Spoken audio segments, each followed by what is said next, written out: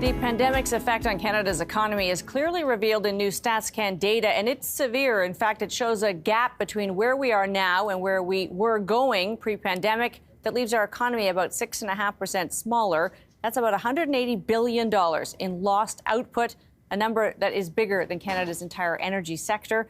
Trevor Tombe is a professor of economics at the University of Calgary who wrote about this issue recently in The Hub. Thank you for being with us, Trevor.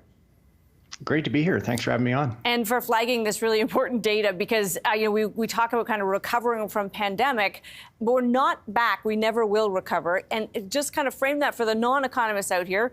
What does it mean to be in a permanent hole, a setback of this level where we're just on a lower trajectory forever? Sure. So we were previously growing at a relatively normal rate prior to the pandemic hitting.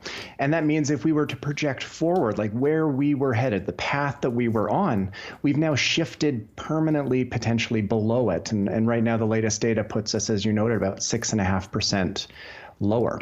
So the amount that we're producing now is higher than where we were right before the pandemic hit, but much lower than where we thought we were going to be at this point. So I guess the one obvious question is, how do we recover? Can we recover, or do we just go from here and carry on the kind of upward slope that we enjoy?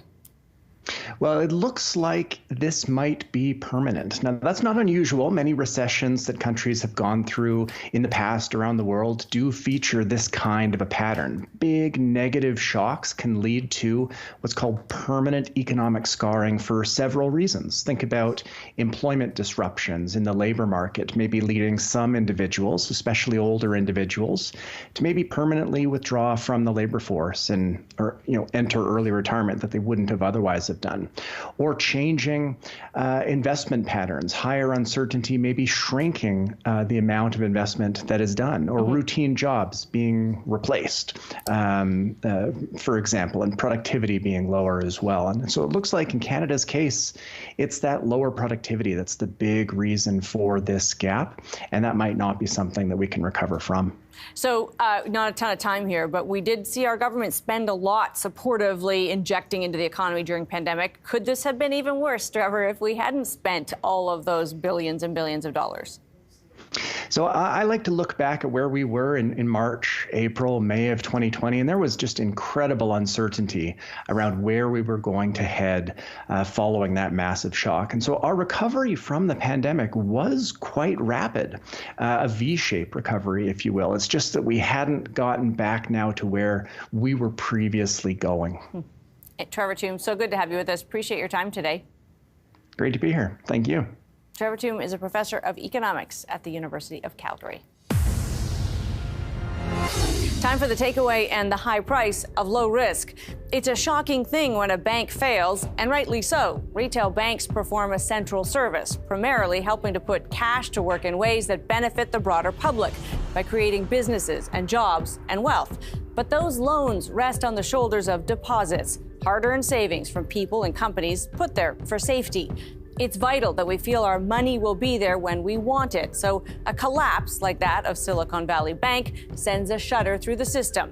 And while the U.S. government and regulators have promised to make depositors of that bank whole, it casts a long shadow as we ask the question, could other banks fail?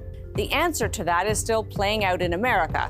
If you want some irony, you might note that another bank shut down this week, Signature Bank, had on its board of directors none other than Barney Frank of the Dodd-Frank bill, which was put in place post-credit crisis to try to make sure no such failure happened again.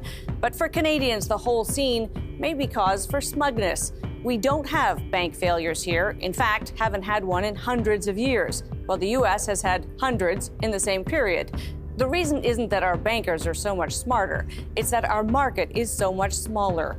The handful of big banks who dominate our country's system are a lot easier to keep an eye on. And they also are less likely to take risks that juice profit. Why? Because they don't have to. The competition just isn't as fierce. And that keeps them from making overly risky bets that could land them in hot water. Is that a good thing? Well, in the wake of a big bank failure south of the border, it's tempting to say yes. But it comes at a cost, namely higher costs to Canadian consumers and businesses. My takeaway? Nothing in life is free. So if our banks are less risky, the only question is, what did we pay for that?